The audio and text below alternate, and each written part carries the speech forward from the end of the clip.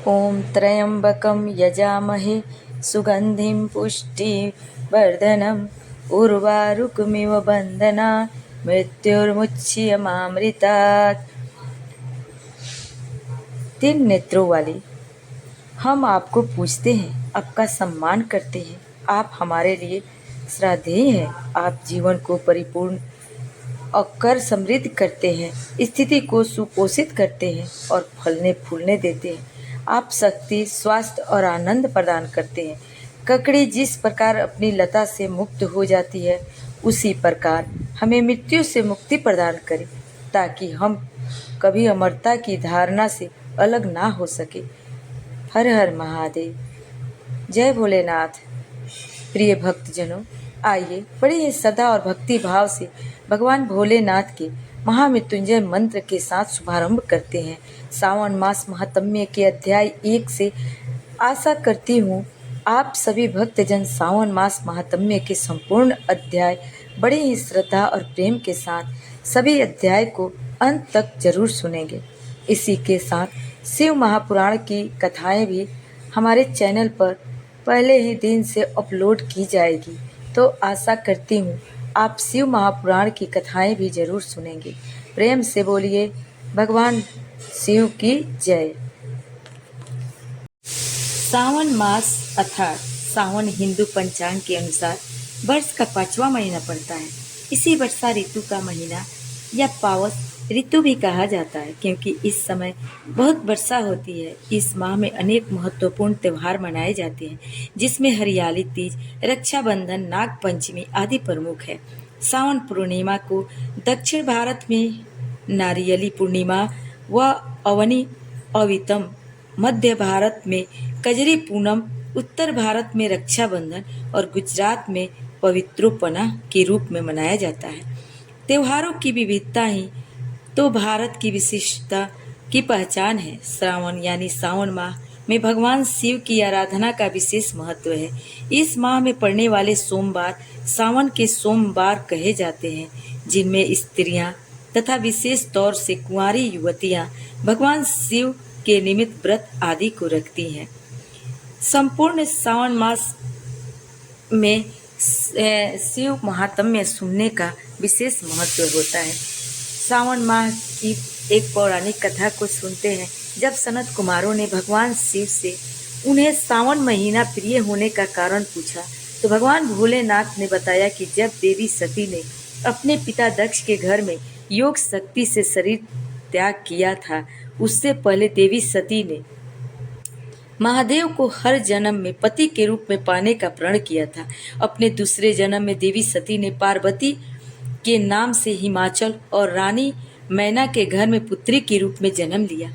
पार्वती ने युवा अवस्था में के सावन महीने में निराहार रहकर कठोर व्रत किया और शिव को प्रसन्न कर उनसे विवाह किया, जिसके बाद ही महादेव के लिए यह विशेष हो गया।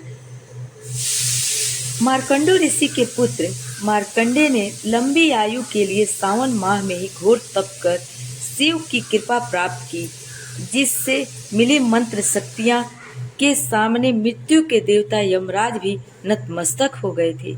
भगवान शिव को सावन का महीना प्रिय होने के अन्य कारण यह भी है कि भगवान शिव सावन के महीने में पृथ्वी पर अवतरित होकर अपने ससुराल गए थे और वहां उनका स्वागत अर्घ्य और जलाभिषेक से किया गया।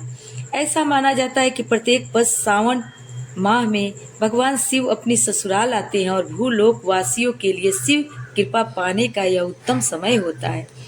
पौराणिक कथाओं में वर्णन आता है कि इसी सावन मास में समुद्र मंथन किया गया था।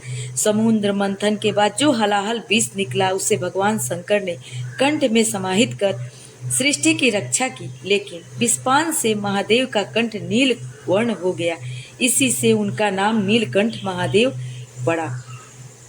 विष के प्रभाव को कम करने के लिए सभी देवी देवताओं ने उन्हें जल अभिषेक अर्पित किया।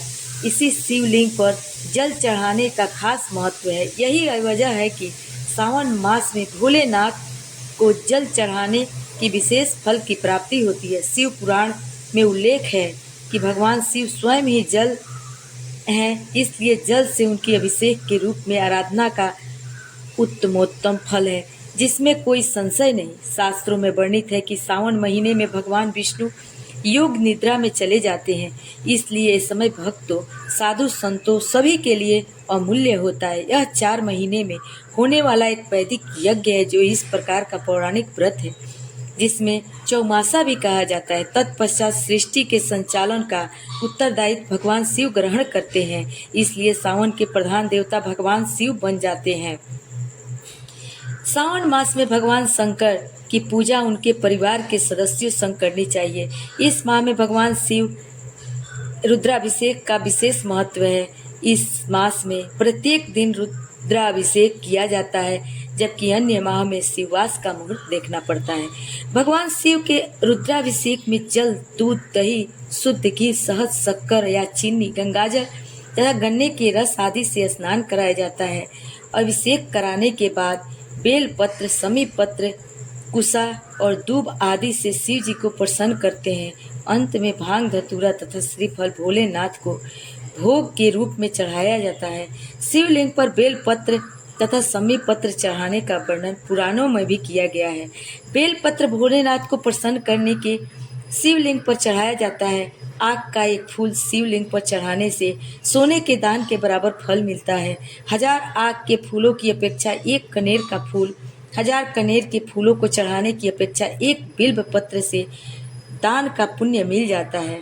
1000 बिल्व पत्रों के बराबर एक द्रोण या गुमा फूल फलदायी होता है। 1000 गुमा के बराबर एक चिचिड़ा, 1000 चिचिड़ा के बराबर एक कुश का फूल, 1000 कुश फूलों के बराबर एक सम्मी का पत्ता, 1000 सम्मी के पत्तों के बराबर एक नील कमल, 1000 नील कमल से ज्यादा एक धतूरा और 1000 धतूरों से भी ज्यादा एक सम्मी का फूल शुभ और पुण्य देने वाला होता है।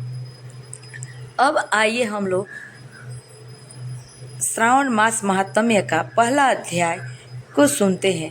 सौनक जी बोले, हे सूत, हे महाभाग, हे व्यास शिष्य, हे अकलमस, आपके मुख कमल से अनेक आख्यानों को सुनते हुए हम लोगों की तृप्ति नहीं होती है, अपितु बार बार सुनने की इच्छा बढ़ती जा रही है।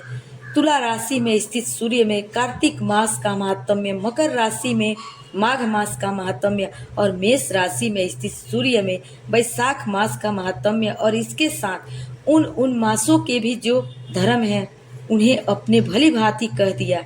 यदि आपके मत में इनसे भी अधिक महिमामय कोई मास हो तो भगवत प्रिय कोई धर्म हो तो आप उसे अवश्य कहिए, जिसे सुनकर कुछ अन्य सुनने की हमारी इच्छा न हो। वक्ता को श्रद्धालु श्रोता के समक्ष कुछ भी छिपाना नहीं चाहिए। सूत जी बोले, हे मुनियों, आप सभी लोग सुने। मैं आप लोगों के वाक्य गौरव से अत्यंत संतुष्ट हूँ। आप लोगों के समक्ष मेरे लिए कुछ भी गोपनीय नहीं है। दंभ रहित होना, आस्तिकता, सठता का परित्याग, उत्तम भक्ति सुनने की इच्छा, विनम्रता, ब्राह्मणों के प्रति भक्ति परायणता, सुशीलता, मन में स्थिरता, पवित्रता, तपस्विता और अनसूया के ये श्रोता के 12 गुण बताए गए हैं। ये सभी आप लोगों में विद्यमान है। अतः मैं आप लोगों को प्रसन्न होकर उस तत्व का वर्णन करता हूँ। एक समय प्रतिभाशाली सनत कुमार ने धर्म को जानने की इच्छा से परम भक्ति से युक्त होकर विनम्रता पूर्वक ईश्वर भगवान शिव से पूछा। सनत कुमार बोले, योगियों के द्वारा आराधनीय चरण कमल बोले, हे देव हे महाभाग, हमने आपसे अनेक व्रतों तथा बहुत प्रकार के धर्मों का श्रवण किया, फिर भी हम लोगों के मन में सुनने की अभिलाषा है। 12 मासों में जो मास सबसे श्रेष्ठ, आपकी अत्यंत प्रीति कराने वाला, सभी कर्मों की सिद्धि देने वाला हो और अन्य मास में किया गया कर्म यदि इस मास में किया जाए तो वह अनंत फल प्रदान करने वाला हो। हे देव, उस मास को बताने की कृपा कीजिए। साथ ही लोकानुग्रह की कामना से उस मास के सभी धर्मों का वर्णन कीजिए। ईश्वर बोले, हे सनत कुमार, मैं अत्यंत गोपनीय भी आपको बताऊंगा। हे सुब्रत, हे विधि नंदन, मैं आपकी श्रवणेच्छा तथा भक्ति से प्रसन्न हूँ। 12 मासों में श्रावण मास मुझे अत्यंत प्रिय है। इसका महात्म्य सुनने योग्य है, अतः इसे श्रवण कहा गया है। इस मास में श्रवण नक्षत्र युक्त पूर्णिमा होती है, इस कारण से भी इसे श्रावण कहा गया है। इसके महात्म्य के श्रवण मात्र से यह सृष्टि प्रदान करने वाला, इसलिए भी यह श्रावण संज्ञा वाला है। निर्मलता गुण के कारण यह आकाश के सदृश इसलिए नभा कहा गया है। इस श्रावण मास के धर्मों की गणना करने से इस पृथ्वी लोक में कौन समर्थ हो सकता है, जिसके फल को संपूर्ण रूप से वर्णन करने के लिए ब्रह्मा जी 4 मुख वाले हुए, जिसके फल की महिमा को देखने के लिए इंद्र 1000 नेत्रों से युक्त हुए, और जिसके फल को कहने के लिए शेष नाग 2000 जिह्वाओं से संपन्न हुए। अधिक कहने से क्या प्रयोजन, इसके महात्म्य को देखने और कहने में कोई भी समर्थ नहीं है। हे मुनि, अन्य मास इसकी एक कला को भी नहीं प्राप्त होते हैं। यह सभी व्रतों और धर्मों से युक्त हैं। इस महीने में एक भी दिन ऐसा नहीं है जो व्रत से रहित दिखाई देता हो। इस माह में प्रायः सभी तिथियां व्रत युक्त हैं। इसके महात्म्य के संदर्भ में मैंने जो कहा है वह केवल प्रशंसा मात्र नहीं है, अर्थों, जिज्ञासियों, भक्तों, अर्थ की कामना करने वाले, मोक्ष की अभिलाषा रखने वाले और अपने अपने अभीष्ट की आकांक्षा रखने वाले चारों प्रकार के लोगों, ब्रह्मचर्य, गृहस्थ, वानप्रस्थ, संन्यास आश्रम वाले को इस श्रावण मास में व्रतानुष्ठान करना चाहिए। सनत कुमार बोले, हे भगवान, हे सत्तम, आपने जो कहा कि इस माह में सभी दिन एवं तिथियां व्रत रहित नहीं है, तो आप उन्हें मुझे बताएं किस तिथि में और किस दिन में कौन सा व्रत होता है, उस व्रत का अधिकारी कौन है, उस व्रत का फल क्या है, किस किस ने उस व्रत को किया, उसके उद्यापन की विधि क्या है, प्रधान पूजन कहाँ हो और जागरण करने की क्या विधि है, उसका देवता कौन है, उस देवता की पूजा कहाँ होनी चाहिए, पूजन सामग्री क्या क्या होनी चाहिए और किस व्रत को कौन सा समय होना चाहिए। हे प्रभु, वह सब आप मुझे बताएं। यह मास आपको प्रिय क्यों है, किस कारण यह पवित्र है, इस मास में भगवान का कौन सा अवतार हुआ है, यह सभी मासों में श्रेष्ठ कैसे हुआ और इस मास में कौन कौन धर्म अनुष्ठान के योग्य हैं। हे प्रभु, यह सब बताएं। आपके समक्ष मुझ अज्ञानी का प्रश्न करने में कितना ज्ञान हो सकता है, अतः आप संपूर्ण रूप से बताएं। हे कृपालु, मेरे पूछने के अतिरिक्त भी जो जो शेष रह गया हो उसे भी लोगों के उद्धार के लिए कृपा करके बताएं। रविवार, सोमवार, सोमवार, बुधवार, बृहस्पतिवार, शुक्रवार और शनिवार के दिन जो करना चाहिए, हे विभु, यह सब मुझे बताइए। आप सबके आदि में अभिभूत हुए हैं, अतः आपको आदि देव कहा गया है। जैसे एक की विधि बाधा से अन्य की विधि बाधा होती है, वैसे ही अन्य देवताओं के अल्प देवत्व के कारण आपको महादेव माना गया है। तीनों देवताओं के निवास स्थान पीपल वृक्ष में सबसे ऊपर आपकी स्थिति है। कल्याण रूप होने के कारण आप शिव हैं और पाप समूह के हरने के कारण आप हर हैं। आपके आदि देव होने में आपका शुक्ल वर्ण प्रमाण है, क्योंकि प्रकृति में शुक्ल वर्ण ही प्रधान है, अन्य वर्ण विकृत हैं। आप कर्पूर के समान गौर वर्ण के हैं, अतः आप आदि देव हैं। गणपति के अधिष्ठान रूप 4 दल वाले मूलाधार नामक चक्र से, ब्रह्मा जी के अधिष्ठान रूप 6 दल वाले स्वाधिष्ठान नामक चक्र से और विष्णु के अधिष्ठान रूप 10 दल वाले मणिपुर नामक चक्र में भी आप ऊपर अधिष्ठित होने के कारण आप ब्रह्मा तथा विष्णु के ऊपर स्थित हैं। यह आपकी प्रधानता को व्यक्त करता है। हे देव, एकमात्र आपकी ही पूजा से पंचायतन पूजा हो जाती है, जो भी दूसरे देवता की पूजा से किसी भी तरह संभव नहीं है। आप स्वयं शिव हैं। आपकी बाईं जांग पर शक्ति स्वरूपा दुर्गा, दाहिनी जांग पर गणपति, आपके नेत्र में सूर्य तथा हृदय में भक्तराज भगवान श्री हरि विराजमान है। अन्न के ब्रह्म रूप होने तथा रास के विष्णु रूप होने, आप के सबका भोक्ता होने के कारण हे ईशान, आपके श्रेष्ठत्व में किस संदेह हो सकता है। सबको विरक्ति की शिक्षा देने हेतु आप शमशान में तथा पर्वत पर निवास करते हैं। पुरुष सूक्त में उतामृत तस्येसानो इस मंत्र के द्वारा प्रतिपादन के योग्य हैं। ऐसा महर्षियों ने कहा है। हे जगत का संहार करने वाले हलाहल को गले में किसने धारण किया।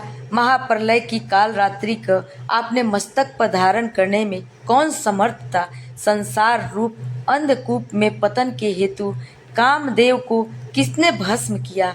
आप ऐसे हैं कि आपकी महिमा का वर्णन करने में कौन समर्थ है। एक तुच्छ प्राणी मैं करोड़ों जन्मों में भी आपके प्रभाव का वर्णन नहीं कर सकता। अतः आप मेरे ऊपर कृपा करके मेरे प्रश्नों को बताएं। इस प्रकार श्री स्कंद पुराण के अंतर्गत ईश्वर सनत कुमार संवाद में श्रावण मास महात्म्य में पहला अध्याय पूर्ण हुआ। आइए अब हम लोग शिव चालीसा को श्रवण करते हैं। जय गणेश गिरिजा सुवन मंगल मूल सुजान, कहत अयोध्या दास तुम देहु अभय वरदान। जय गिरजापति दीन दयाला, सदा करत संतन प्रतिपाला। भाल चंद्रमा सोहत नीके, कानन कुंडल नाग फनीके। अंग गौर सिर गंग बहाए, मुंड माल तन छार लगाए। वस्त्र खाल बाघंबर सोहे, छवि को देखी नाग मन मोहे। मैना मातु की हवे दुलारी, बाम अंग सोहत छवि न्यारी। कर त्रिशूल सोहत छवि भारी, करत सदा शत्रुन क्षयकारी। नंदी गणेश सोहे तह कैसे, सागर मध्य कमल है जैसे। कार्तिक श्याम और गणराऊं, या छवि को कही जात न काऊं। देवन जब ही जाय पुकारा, तब ही दुख प्रभु आप निवारा। किया उपद्रव तारक भारी, देवन सब मिली तुमहि जुरी। तुरंत सडासन आप पठायो, लो निर्मेष मारी गिरायो। आप जलंधर असुर संहारा, सुयस तुम्हारे विदित संसार। त्रिपुरासुर सन युद्ध मचाई, सबहि कृपा कर लीन बचाई। किया तपहि भगीरथ भारी, पुरौ प्रतिज्ञाता सुपुरारी। दानिन मह तुम सम को नाई, सेवक स्तुति करत सदा। वेद नाम महिमा तब गाई, अकत अनादि भेद नहीं पाई। प्रगटे उदधि मंथन में ज्वाला, जरत सुरासुर भये बियाला। किन्न दया तह करी सहाई, नीलकंठ तब नाम कहाई। पूजन राम चंद्र जब कीना, जीत के लंक विभीषण दीना। सहस कमल में हो रहे धारी, किन्न परीक्षा तब ही पुरारी। एक कमल प्रभु राख्यं सोई, कमल नयन पूजत जहाँ सोई। कठिन भक्ति देखी प्रभु शंकर, भये प्रसन्नि चित।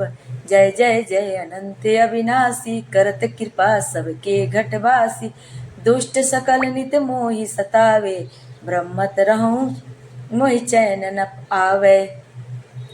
त्राहि त्राहि मैं नाथ पुकारो, यही अवसर मोहि आन उबारो। लय त्रिशूल शत्रुन को मारो, संकट से मोहि आन उबारो। मात पिता भ्राता सब कोई, संकट में पूछत नहीं कोई। स्वामी एक है आस तुम्हारी, आय हर हूँ मम संकट भारी। धन निर्धन को देत सदा ही, जो कोई जाचे सो फल पाई। स्तुति के विधि करहूँ तुम्हारी, क्षमहु नाथ अब चूक हमारी। शंकर हो संकट के नाशन, मंगल कारण विघ्न विनाशन। योगी यति मुनि ध्यान लगावे, सारद नारद शीस नवावे। नमो नमो जय नमः शिवाय, सुरवर माधिक पार न पाए। जो यह पाठ करे मन लाई, तापर होत है शंभु सहाय। रानिया जो कोई हो अधिकारी, पाठ करे सो पावन हारी। पुत्रहीन करे इच्छा जोई, निश्चय शिव पर साते होई। पंडित त्रयोदशी को लावे, ध्यान पूर्वक होम करावे। त्रयोदशी व्रत करे हमेशा, ताके तन नहीं रहे कलेसा। धूप दीप नैवेद्य चढ़ावे, शंकर सम्मुख पाठ सुनावे। जन्म जन्म के पाप नसावे, अंत धाम शिवपुर में पावे, कहे अयोध्या दास तुम्हारी। जानि सकल दुख हरहु हमारी, नित नेम कर प्रातहि पाठ करऊं चालीसा। तुम मेरी मनोकामना पूर्ण करो जगदीश। मगसर 26 हेमंत ऋतु, संवत 64 आन। स्तुति चालीसा से ही पूर्ण करो कल्याण। चालीसा पूर्ण हुआ। प्रेम से बोलिए भगवान भोलेनाथ की जय। ओम नमः शिवाय। हर हर महादेव।